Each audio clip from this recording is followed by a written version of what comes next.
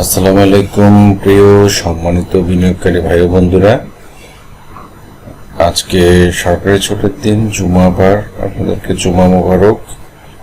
এখন ঘড়িতে 10:30, একটু পরেই কিন্তু আমরা মসজিদে যাওয়ার জন্য সবারই তোড়জোড় শুরু হয়ে যাবে। তো আমি গতকালকে ভিডিওটা না দিতে পারার কারণে আজকে চিন্তা করলাম একটু আর্লি মর্নিংয়েই দিই। তো বাজার পর্যবেক্ষণ গতকালকে সারাদিনই করেছি, তবে বাজারের পরিস্থিতি অনেক ভালো পয়েন্টস বাড়ার পরেও স্বস্তিদায়ক ছিল না। তো সেখানে কেন স্বস্তিদায়ক ছিল না সেটা নিশ্চয় তখন আপনারা অনেকে বুঝে গেছেন। প্রথমত হচ্ছে 41 পয়েন্টস আমাদের বাজার বেড়েছে, এমনকি 5735 পয়েন্টসে বাজার অবস্থান করেছে। এই 41 পয়েন্টস এবং 5735 পয়েন্টসের মধ্যে মাত্র 150টা শেয়ার অ্যাডভান্স করেছে, প্রায় 200-র কাছাকাছি শেয়ার ডিক্লাইন। তাহলে 41 পয়েন্টস বেড়ে আমাদের আসলে কতটুকু আমরা লাভবান হয়েছে এটা ক্লিয়ার আপনারা নিশ্চয়ই। তারপরে হচ্ছে এর আগে 593 কোটি টাকা ট্রেড হয়েছে, আর কালকে হয়েছে 594 কোটি টাকা। তো ট্রেডের দিক থেকে সামান্য বাড়লেও তো যেভাবে পয়েন্টস বেড়েছে সেভাবে টোটাল বাজারের পরিস্থিতি দেখলে কোনোভাবেই স্বস্তিটা আসে না, সত্যি কথা এটা। আর স্বস্তি না আসার পেছনে যে কারণগুলো এখানে আমরা টপ 20-তে পেয়ে যাব। আমরা ভলিউমের দিক থেকে যদি চিন্তা করি তাহলে দেখা যাচ্ছে আমরা জিপি প্রাইসটাও যদি দেখি, তার আগের দিন আমাদের জিপি ছিল 28 টাকা 50 পয়সা, লো 327, দেখেন হাই 344, ক্লোজ করেছে 4340।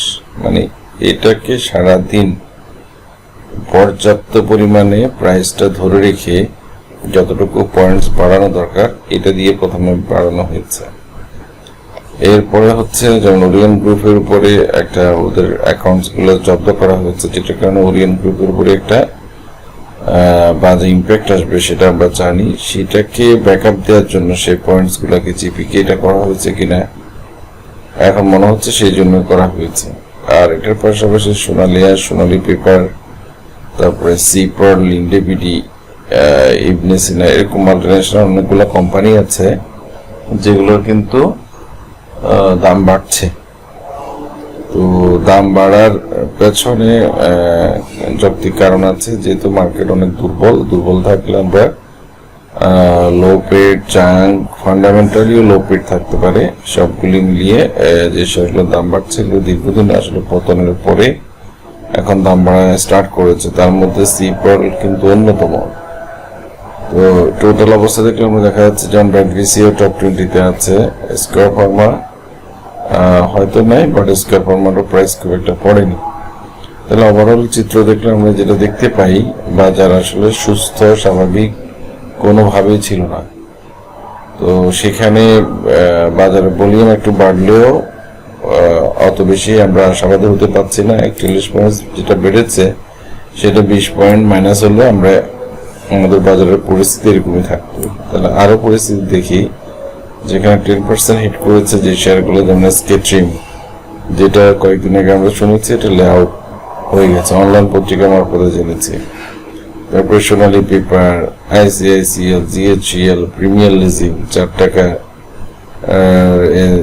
3 টাকা 40 পয়সা শেয়ার 4 টাকায় গেছে, 5% বেড়ে। তো 8% আছে মাত্র দুইটা, এরপরে 6, 5%, 4%। তাহলে আদৌ আসলে কি পরিমাণ আমাদের বাজার চেঞ্জ হয়েছে। জিপি মাত্র 4% বেড়েছে, এত বেশি বাড়েনি।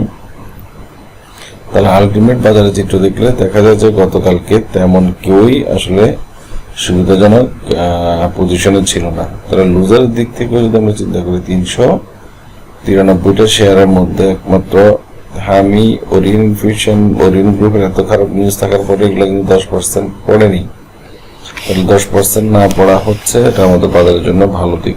আর কোনো কারণ ছাড়া 389 নম্বরে নাইক্যাপকে দেখতে পাচ্ছি, যে শেয়ারটা কি কারণে পড়েছে এখনো পর্যন্ত আমরা কোনো নিউজ পাইনি, মানে বড় ধরনের। সেটা হলো অর্থাৎ টেকনিক্যাল কোনো কারেকশন দরকার ছিল, যেটার কারণে টেকনিক্যাল কারেকশনটা করেছে যারা টেকনিক্যাল অ্যানালিস্ট, যারা বড় কোম্পানিগুলার টেকনিক্যাল সাইডটা পর্যবেক্ষণ করেন, মানে পোর্টফোলিও ম্যানেজার যারা, তারা হয়তো এইসব কাজগুলো করতে পারেন, সম্ভাবনা এই টাইপের থাকে। তো ওভারঅল মিলিয়ে আমরা দেখতে পাচ্ছি খুব বেশি পড়েও নি এবং বাড়ে তো নাই। তো তাহলে বাজারটা তো পয়েন্টস কেন বেড়ে থাকবে, সেটা কেন ম্যানিপুলেশন হবে? আমার কথা হচ্ছে বাজারের উপরে দিবে যাবে তো যাক, কিন্তু সেটাকে নির্দিষ্ট একটা গন্তব্য পর্যন্ত যাওয়ার জন্য সুযোগ দিতে হবে। আমাদের দেশে কি হচ্ছে, যখনই আমাদের বাজার উঠতে থাকে, একটা ভালো পর্যায়ে যায়, তখন হুট করে অর্থ মন্ত্রণালয় থেকে একটা সংবাদ সম্মেলনে একটা বাজে নিউজ আসবে। বাংলাদেশ ব্যাংক হুট করে একটা ব্যাংকগুলোকে একটা এমন আজব টাইপের একটা নোটিশ জারি করবে যেটা আমাদের শেয়ার বাজারে এসে পড়ে, তাহলে আমরা স্বাভাবিক গতিটা খুব তাড়াতাড়ি নষ্ট হয়ে যায়। এটার মধ্যে অতীতে শিবলি রুবাইতের যে ফ্লোর থেকে শুরু করে বিভিন্ন পার্সেন্টের শেয়ারকে ধাপে ধাপে ফেলানো, এগুলো তো আমরা গত 18 মাস, এর আগে 18 মাস পেয়েছি। এগুলো নিয়ে নতুন কিছু বলার আসলে নাই। তবে আমরা চার্টে একটা জিনিস দেখতে পারি, সেটা হচ্ছে আজকে আমরা যেহেতু আমাদের সপ্তাহ শেষ হয়ে গেছে, আজকে মাসের 20 তারিখে আমরা মাসের প্রায় শেষ পর্যায়ে চলে আসছি।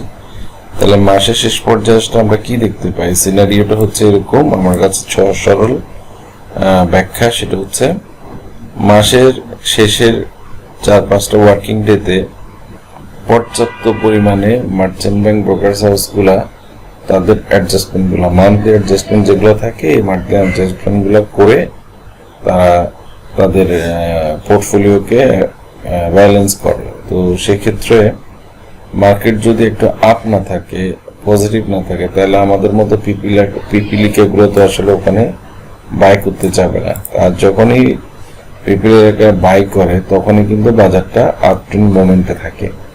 তো সেই আপট্রেন্ড মোমেন্টের সময় ওরা মোটামুটি ওদের শেয়ারগুলো আপলোড করে, এরপরে ওরা আর কোনো কার্যক্রমে থাকে না। তখন আমরা মারামারি করে মার্কেটকে যেখানে যা যা করার দরকার আমরা সব করে ফেলি। তো আমি সেরকম একটা আভাস টোটাল বাজারের চিত্র দেখতে পাচ্ছি একটা জায়গায়, সেটা হচ্ছে মার্কেট স্বাভাবিক ক্রমে উঠেছে, এটা আমরা মানলাম। গভর্নমেন্ট চেঞ্জ হয়েছে, তো যেটার কারণে পাবলিকের মধ্যে ভয়াবহ আস্থা তৈরি হয়ে গেছে, যে আস্থার প্রতিফলন আমরা 4 দিন ধরে দেখেছি, 1000 পয়েন্টস।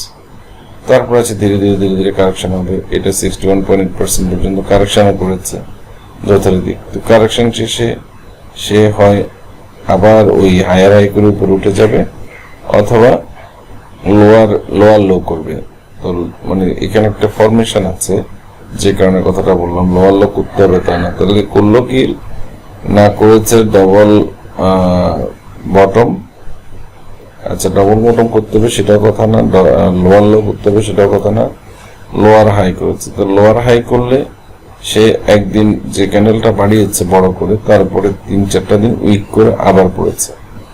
তাহলে লোয়ার হাই করে যেখানে আবার ইন্ডেক্সটা এভাবে উঠে যাওয়ার কথা, এই জায়গাটা বাড়ি খেয়ে হয়তো এখানে চেষ্টা করে এদিকে উঠে যাওয়ার কথা, সেখানে সেটা না করে সে এইখানে সামান্য একটু উঠে এখানে কিছু কাবজাব করে এখন মাসের শেষের এন্ডিংসটাকে ওরা রিকভার করার চেষ্টা করছে। এক্স্যাক্টলি আমরা যদি ওয়েব অ্যানালিস্টদের হেল্প নিই, সেখানে তারা কিন্তু প্রত্যেকেই তাদের এই জায়গাটাতে যে এখানে এ আছে, এখানে বি আছে, আর সি যদি কাউন্ট করতে হয় সেটা মিনিমাম এইসব জায়গায় চলে আসে। তাহলে এটা কিন্তু এখানে আসার কথা। এখন এটা কি স্ট্রেটলি আসবে, না এদিক দিয়ে আসবে, না আরো এদিক দিয়ে আসবে, এটা কিন্তু আমরা এখনো ক্লিয়ার না।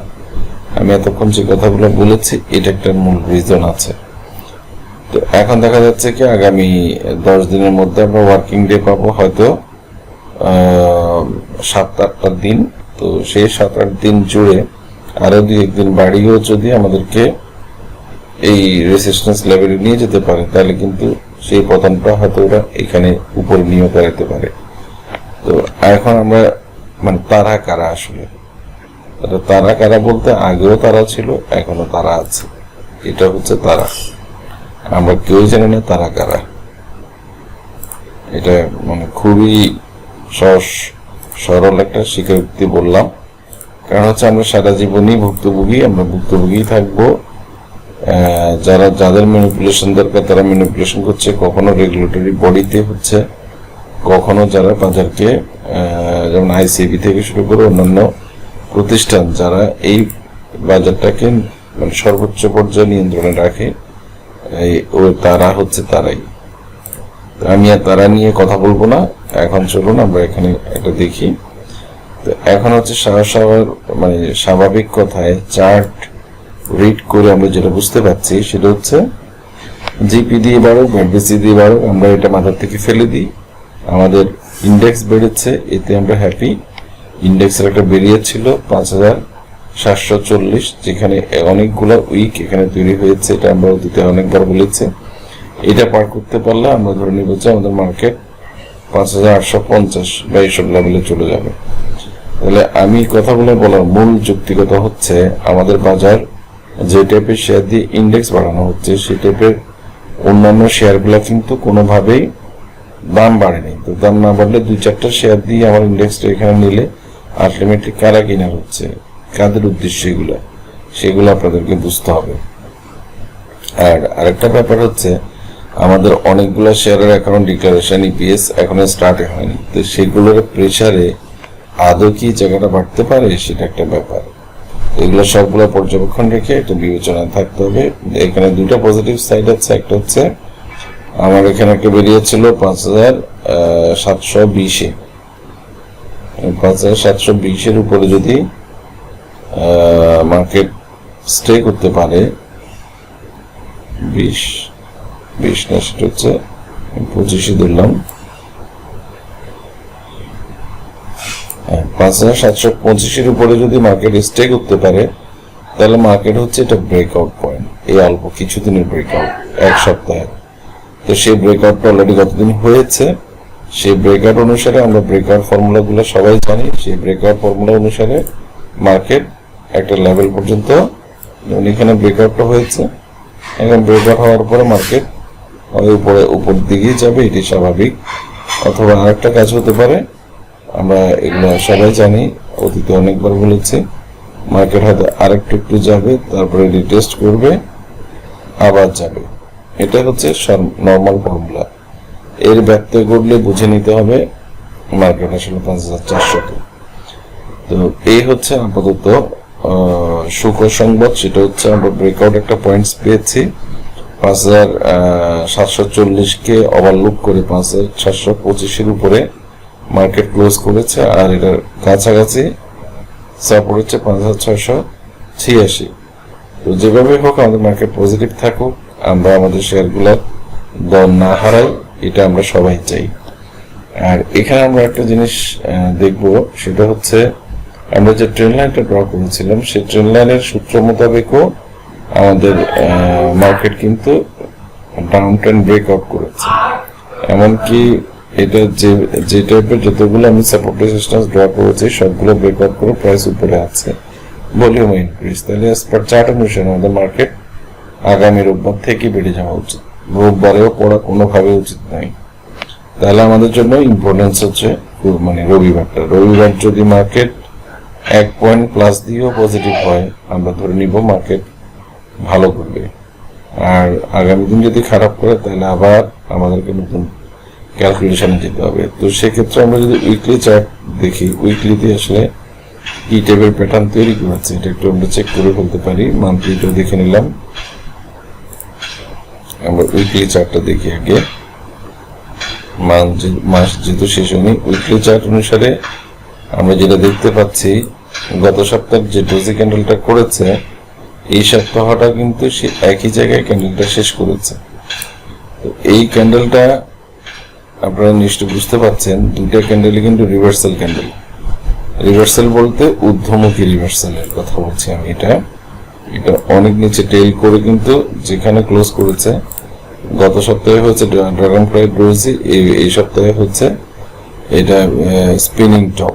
তো যেটা গেল দুইটা ক্যান্ডেল মিলে এখানে কোনো ফরমেশন ক্রিয়েট করেনি, বাট দুইটা ক্যান্ডেলই কিন্তু আমাদের জন্য একদম সোনায় সোহাগের কথা বলবো। এরকম ক্যান্ডেল দেখলে আমরা যে কোনো শেয়ার এন্ট্রি নিই। তো আমাদের ইন্ডেক্সটা উইকলি চার্ট অনুসারে কিন্তু একেবারে আপ। তাহলে আমরা এটা ধরে নিচ্ছি, আমরা যদি সপ্তাহের দিনগুলা হিসাব করি, 23, 24, 25, 26,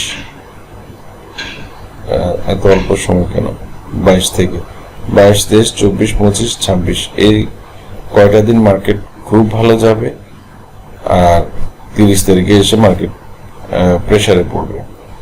এটা যদি এরকম হয়ে থাকে, এত ক্যালকুলেটিভ হিসেবে আসলে হবে না। আমি ধরে নিলাম যে রোববারও ভালো হলো, সোমবারও ভালো হলো, মঙ্গলবারও ভালো হলো, বুধ আর বৃহস্পতিবার তাহলে আমাদেরকে প্রচন্ড প্রেসারে পড়তে হবে, কারণ 30 তারিখ লাস্ট ডেতে কেউ এই রিস্কটা নিবে না অ্যাডজাস্টমেন্টের জন্য। আর অথবা এমন হতে পারে যে রোববার সোমবার সেল প্রেসার দিয়ে আবার মঙ্গল বুধবার থেকে মার্কেট স্বাভাবিক হওয়া শুরু করতে পারে, এই টাইপের সম্ভাবনা থাকতে পারে। তবে ড্রাগন ফ্লাই ডোজ অনুসারে বড় বড় ইন্ডেক্সে ইম্প্যাক্ট ফেলে বাড়াটা উচিত। আর মান্থলি চার্ট যেহেতু মাস শেষ হয়নি, আমরা মান্থলি চার্ট নিয়ে এখনো কথা বলবো না। মান্থলি চার্টের এখনো প্যাটার্নটা স্বাভাবিক হয়নি, তো স্বাভাবিক হলে আমরা সেই সময় বলবো। আর আগামী দিন যেহেতু শনিবার আছে, আপনাদের জন্য আপনাদের শেয়ারগুলো অ্যানালাইসিস দেওয়ার চেষ্টা করব। এটার পাশাপাশি আপনারা একটা জিনিস খেয়াল করেছেন কিনা আমি জানি না, আমি গতকালকে একটা পোস্ট করেছিলাম। সেই পোস্টে আমি একটা কথা ক্লিয়ারলি বলেছি, আপনাদেরকে নিয়েই আমি একটা লাইভ প্রোগ্রাম করতে চাই। সেই লাইভটা হবে ইউটিউব না, সেটা হচ্ছে আমাদের কোন গুগল মিটে আমরা করব, এটা প্ল্যান আছে। তো সেখানে আমি একটা পোস্ট দিয়েছি, আপনারা পোস্টটা দেখেছেন 2-4 জন। তো তার মানে এটা হচ্ছে সেই পোস্টের ভাষাটা আপনারা বুঝতে পেরেছেন কিনা আমি জানি না, আমি আবার পড়ে শোনানোর চেষ্টা করি, অথবা অনেকে এটাকে খেয়াল করেননি, এরকমও হতে পারে। আমি যেটা লিখেছি, আসসালামু আলাইকুম, সবাই কেমন আছেন? আপনাদের বিশেষ অনুরোধের কারণে আগামী রবিবার রাত 8টা বাজে ফ্রি লাইভ জুম অথবা গুগল মিট একটা সেমিনার আয়োজন করা হয়েছে। যারা অংশগ্রহণ করতে চান নিচের কমেন্টে জানাবেন। এছাড়াও একটি ফেসবুক নতুন গ্রুপ খোলা হয়েছে, সেখানে শুধুমাত্র যারা পড়াশোনা করতে ইন্টারেস্টেড, আমি পড়াশোনা বলতে বুঝাচ্ছি যারা শিখতে ইন্টারেস্টেড, এটা এক্স্যাক্টলি 100% একটা এডুকেশনাল গ্রুপ। সেখানে কোনো আইটেম দেওয়া হবে না, কোনো আইটেমের ওই টাইপের চার্ট দেওয়া হবে না, এটা কিনেন এটা বেচেন এই টাইপের। যেমন আমাদের কনফিডেন্স ফ্রেন্ডস গ্রুপ আছে, সেটা হচ্ছে অনেক অ্যাডমিনের সমন্বয় একটা গ্রুপ।